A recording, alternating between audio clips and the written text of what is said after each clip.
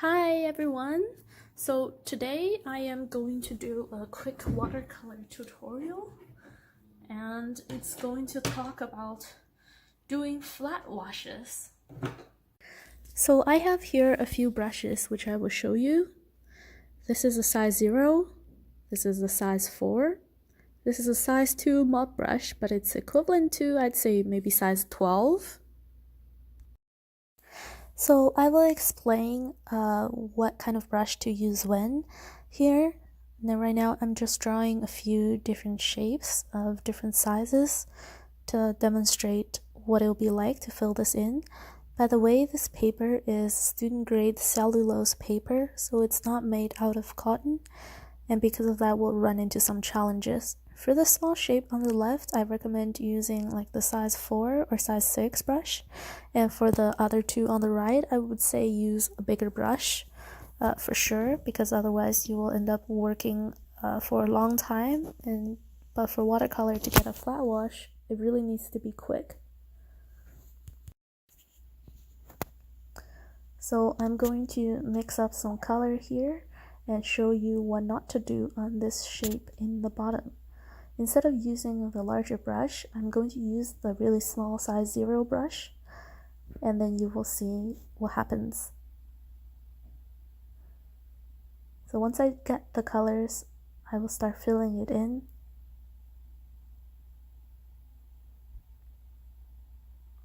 And because the brush is so small, you can only do very small strokes, and a lot of the time we like to make sure we do the outline properly, and that's how we normally color, for example, colored pencil drawings. But for watercolor, it doesn't really work that way. If you're working on a different section and you're filling it in, but you go back to the original section, you can see that there is a line that formed in the middle. This is because that area was already dried. And once it's dry, you add more color to the other area, it won't melt into it anymore, it won't blend anymore. And in an effort to try to fix it, it's possible that we would want to work on it, brush it over top of the color that already dried. And by doing that, the stuff that's already wet and dry are mixing together with a small brush that gives you a really unevenness. So once this sample is dried, we will take a look and I'll show you what it looks like and how uneven it is. So for the next one, the one on top, what you would do is use a size 4 brush, slightly larger, and keep it relatively wet. And you want to keep a leading edge on it, and you want it to be always wet.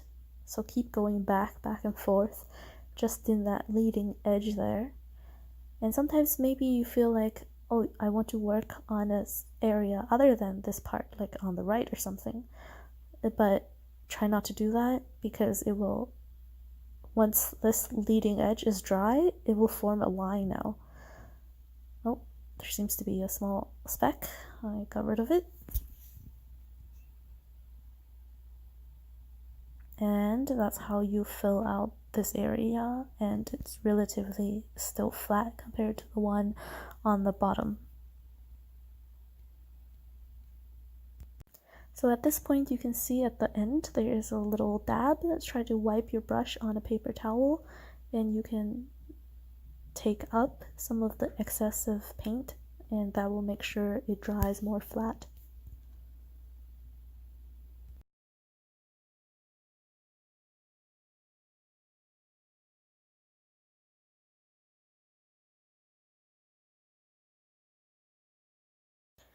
Over here, I will demonstrate using the really large wet brush, the size 2 mop, on this other shape here. Sorry, it's a little bit out of the frame, but you can still see what happens. So I take that mop brush, it can hold a lot of water, and it's got a lot of paint in it as well. And for something this small, it's kind of difficult to make sure you don't go out of the lines, if that's what you want. And at the same time, because it's so much water, it's a little bit difficult to control. And on this cellulose paper, actually it will be quite difficult to make it flat. And as you can see, I'm going to mix a little bit of color and make sure it's not too dark and not too wet, so it's got decent saturation. And at this point I changed to a different color. So I'm filling it in right here, but you can see that around the brush there is a lot more water than what's already on the paper. And as soon as I lift the brush out of the paper, it will leave like a huge blob of wet area, and that area will cause a bloom. And I'm already feeling it's very difficult to make it smooth. And once I reached the end of it, it left another huge blob. You can't see this, but then now I'm trying to wash out the brush and dry it and then pick up the blob. And you can already see a bloom is forming on the left, right in the middle, and you can see a small line there. That's because it dried unevenly. While I was painting, it was drying, and the brush had too much water, and then the area that's dry was too dry. So when an area with a lot of water meets another area that's too dry, it will create a bloom that you can see in the bottom.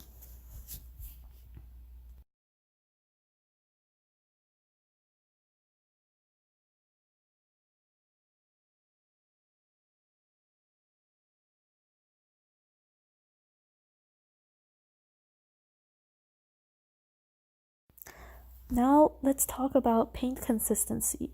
Let me grab like a small palette here. This is just a really simple flower shaped porcelain palette, and I'm going to show you a little bit about the paint consistency. Let me zoom out so you can see everything better. I should have done that before. And now you can see that the dried area, it's just not flat. It's got some watermarks. Sometimes you want them, but sometimes if you don't want them, you want it to be flat like the first one. You really have to be careful about which type of brush you're using.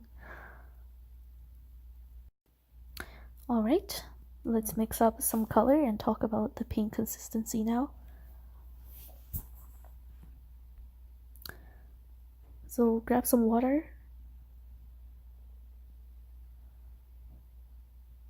and make sure everything is in frame, and pick this brown color and put it in the palette. And right now this consistency is fairly good. Add a little bit more water, then it becomes a little bit less colorful.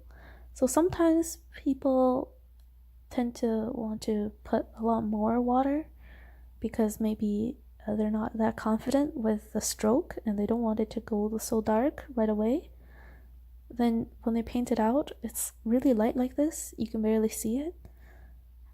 And if you want it to be a little bit darker, you'll try to use a lot of water, use a lot of paint that's really diluted, and you have to work on it over and over again. Then it won't dry flat like that because it's got too much water, and you can see it's pulling to the right now. So what you do want to do, you also don't want to put too much color, because if it's too dry, you will see I used it right out of the pan after I scooped the paint up. You want to blend it, but it's not blending. The color just doesn't move because it's so dry, and you end up with like a interesting texture there. But what you do want to do, sorry, it's out of the frame again, but you want something in between. They talk about 3 consistencies. There is tea consistency, which is a lot of water, almost like water. And there's milk consistency, which is a little bit more creamy than water, but it's still relatively flowy. And then there's cream consistency, which is a little bit less water than that. And this right now I'm painting with milk consistency. And just make sure you get rid of the blob that's formed by the brush right there. and it will dry relatively flat. Okay, now let's tackle this large area and see how it goes. So this paper, because it's cellulose paper, it inherently likes to create water blooms. And if you're intending for that effect, then cellulose paper is really a good option because it's also inexpensive and easy to find. However, if you want really flat, perfect washes, it may not be the best paper for you. So right now I switched to a synthetic brush instead of the large mop brush that holds a lot of water and difficult to control on this paper. I am trying my best, but let's see what happens. So I put this color down, and I'm using the technique I did that I successfully did the small area, which is keeping this leading edge wet and make sure I don't overwork it. But as you can see, as I'm moving around, the water is not coming with me, and there are already areas that are a little bit darker than the rest. And even though I try my best and nothing dries out in this process, but at the end there are some areas with a little bit more paint than the other areas. And when this happens, it's possible if you pick the paper up, you can tilt it in whichever way and see if that helps. And you can see the sheen, which means it's still wet. So at this point I thought, how about we lift up some of the paint that has pulled in the middle. So I took a dry brush and tried to pick up some of the paint. But as you can see, after picking it up, it became even more uneven because now those areas have no paint or a lot less paint. Let's try the same technique on some better paper. This is Arches paper, cold press. It's very high quality cotton paper, 100% cotton, but it's also really expensive. Let me show you on a page of this what happens if I use the same technique. Put this other piece of paper away, and let's try using Arches. This paper has a lot of texture, but it works really well for watercolor painting, and you will see the difference. So grab some more paint, make sure it's decently dark, and I'm doing the same thing. And you can see that even though the areas I'm leaving behind is not 100% smooth, I can see that it's not that smooth. Some areas are still a little bit darker, but you can go back and push the water with you, the paint with you. And even though I keep dipping for more paint, on cellulose paper, doing this, it will have already formed a line in the middle, diagonally right there. You can see it's a little bit dark, but as time goes by, you can see that it smooths out on its own. I didn't have to do anything, and it's already smooth. And the only thing I need to do is pick up a little bit of the paint on the right hand side where my brush left like a large piece of area wet. And you can see this is flat, and it's almost perfectly flat. And you check the sheen, it's almost evenly wet, and this will guarantee that it's going to dry really flat. So I didn't do anything fancy. It's the same technique I did on the cellulose paper, but you can compare the difference. One is completely flat, and the other one, the cellulose paper, you can see some blooms, even though I tried to make it flat. So what can you do on cellulose paper to make a flat wash? There is a different method that you can do, which I will show you soon.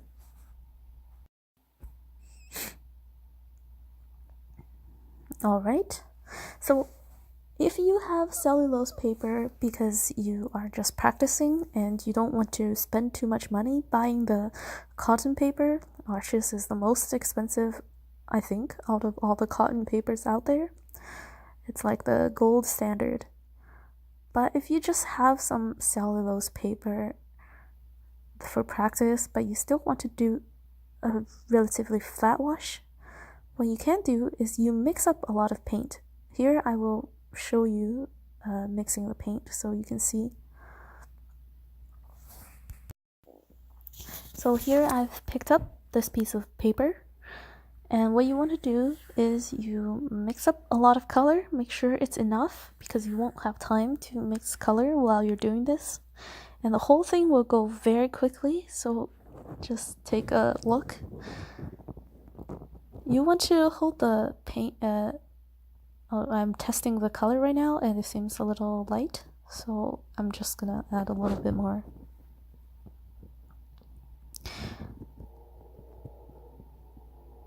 Test it again. Oh, still not enough.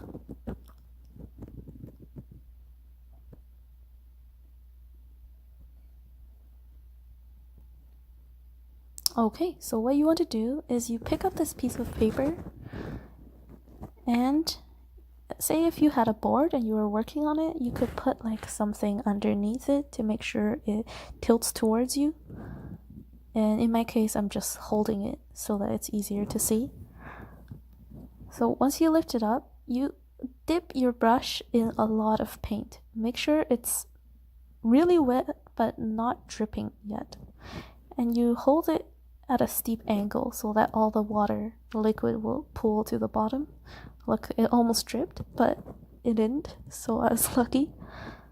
So you do the first stroke, and you keep this bead of water on the side that you have, and you just keep going down, and the gravity will pull the paint downward, and every time it will form a new bead. Just make sure you connect it all together and just work really quickly. Don't go too fast, but you can't go too slow either. And when you feel you're running out of paint in that bead, you add some more into your brush and just keep going until you get to the end. And you cannot be interrupted during this time in order to make it flat. So now you've reached the end, but you've got this bead, so same thing. You dry your brush and you suck it up from the bottom, and this will give you the best chance at doing a flat wash. And this is pretty good, already pretty flat. You can see a little bit of streaking in the middle, but for cellulose paper, I think it's pretty good already. What if you had a shape? Because right now we're just doing a really a rectangle. So let me draw some random shape that is also quite large. If you wanted to make this flat too, do the same thing. I'm looking for an easier edge to start from, which I've identified to be this small area will be the easiest to start from. And same thing, just quickly and steadily keep this bead of water at the bottom and don't let it dry out. Because it's so wet, it never dries and you will never end up with the line in the middle. And the gravity will help you here to push all the paint around so that it's even. Even if when I applied it, it's not that even, because of gravity, it will try to push it downward to the bead, so everything will be relatively even. And now I've run out of paint, so at this point you must load a little bit more paint and make sure it's wet again, and keep going downward until you reach the very end of it. So now I've gone to the end. Again, I have to pick up this excess water from the bead with a dry brush.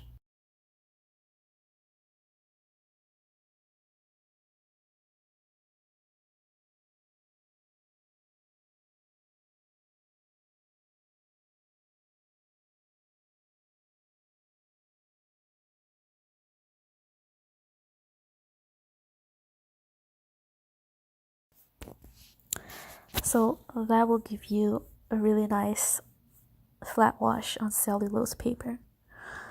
So now that we have talked about how cellulose paper is really not the greatest for doing the flattest wash, And you can see here in the middle, even though I just dabbed it, you can see like a large bloom in this piece of color. And this area too is, although I tried my best with the flat section, this one is where I used a small brush and it didn't work. This one, the brush had too much water, it's difficult to control. And this one I used a synthetic brush, and with a small area on flat surface, I was able to get it relatively flat. So now you can see with larger surfaces, it's best to tilt your paper, and now it's drying quite flat. But what is cellulose paper good for? It's good for practicing. It's good for drawing small things. Here, let me demonstrate a sped up version of sketching a face on this cellulose paper with watercolor. A face is good, or like a person, a small illustration, something small where each area is relatively small and it doesn't require a large area to be filled in with flat color. So let's quickly draw just a plain face. It doesn't really have any expression, but just for the sake of demonstration purposes, let's try it. So get my watercolor palette and make sure everything fits in frame, and you can see when I'm mixing the colors. So first of all, you're coloring the face. Because it's so small, I can not worry too much about the area being flat. Well, let's mix a skin tone. It was a little too red. I added some more yellow. So let's fill this area in with just this really pale skin tone. And you can see that when it's small, like I've demonstrated before, it will be flat. And while it's wet, if you wanted to blend out some colors, you can do that. Just make sure it's still wet. Dry your brush a little bit and push it around. And if your brush is relatively dry, you can also pick up paint and remove it from the paper. Just make sure you work in the same areas to smooth everything out. Everything needs to be done before it's dried, otherwise it will dry with a hard line, and then at that point you can't fix it. Now I'm trying to mix a shadow color for the face, or the bottom of the neck, or the area between the neck and the face. I'm going to try to do a little bit of a shadow inside the ears.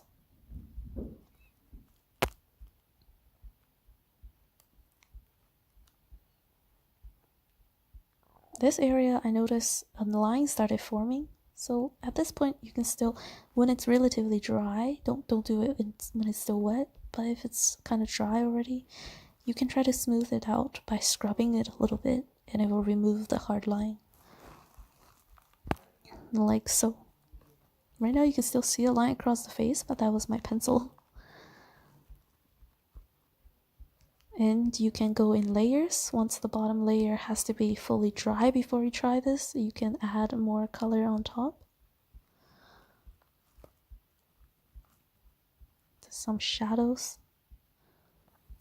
So what if you wanted to add some blush, but it's already dry? I will demonstrate it in this small area that I painted towards the left in the corner. So if it's already dry, what you can do is you can wet the surface again. Try to get it evenly wet. So here I am adding some water over this area. Make sure it's evenly wet, but it's not got like a huge bead of water on it. Just make it just a tad of a sheen. And I'm noticing it's not fully flat, the water, so I'm going to redo it. This part is really important. And now you take the blush color and you dab a little bit in the middle, and you can try to work it out. And that will give you like a really subtle blush. And we can double check now the face is dry. Make sure it's dry before you layer new layers. Oh, I see. I picked a really bright color for the hair. But anyway, you just want to fill that in. In this area, you will have to do a flat wash first. And like I demonstrated before, a small section like this, it's not so bad. Just push it around to make sure it's relatively even. Before it's dry, oh, I think I made a spill on the left there. And trying to even it out. Then this will be flat. So before it's dry, you can add a little bit of a darker color, only if it's still wet, and it will just distribute it on its own. The bottom of the hair is already kind of dried, so it's not moving. That's why you have to push it around a little bit to make sure it moves.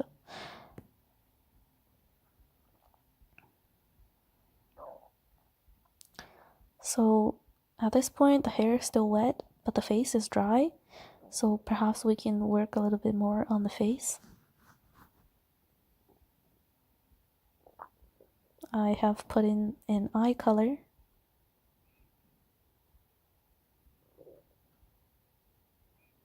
Went with a green. And you can see this area where I dabbed in a little bit of heavier blue. It's really distributed itself, and that's kind of the effect that people normally want to get. And while it's dry, I can put in some shadows. See, this area near the ears was not fully dry, so as soon as I put in new color, it just started mixing with the existing colors, and that will make it look very messy. So try not to do that, just have patience. Wait for it to fully dry. And now I'm just blending it out a little bit. Whatever was already on the paper that I added, just blend it into the rest.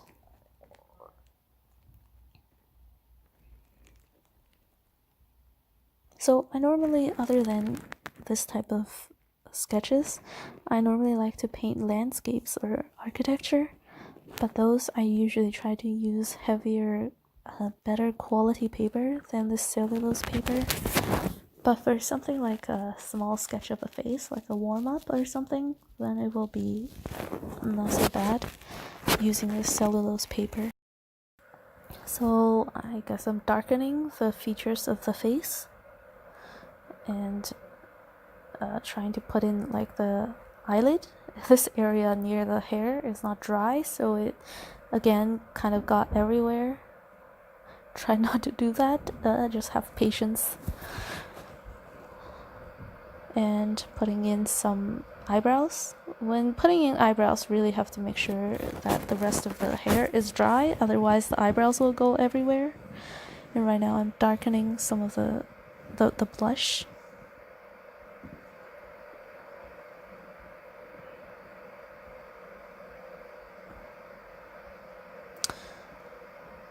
And that's pretty good.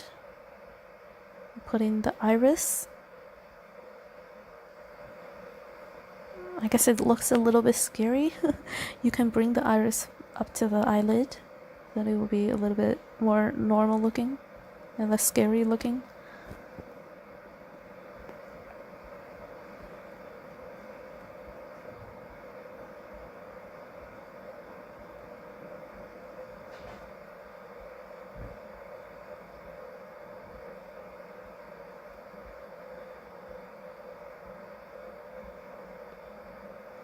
For the outline, I thought I would just use like a dark blue, avoiding all the areas that I know is not super dry yet.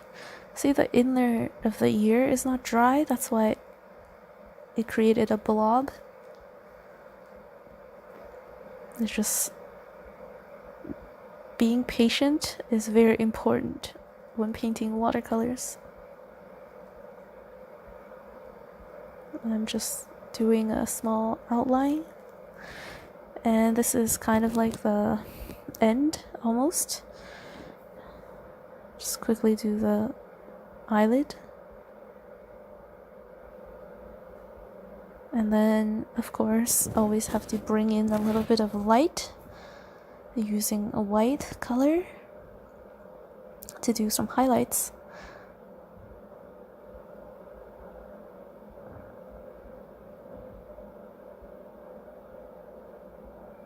Define the hair a little bit more and the neckline.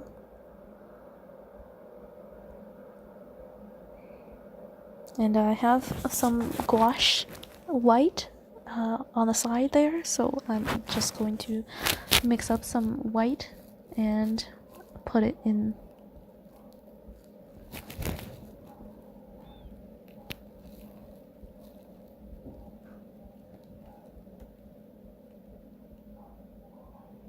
Oh, you can see that the nose was not dry yet, so when I put in the white color, it started bleeding into the rest of it. So I'm trying to fix it right here, but it's not really working. Once I put some highlights in the hair, I'll try to fix the nose.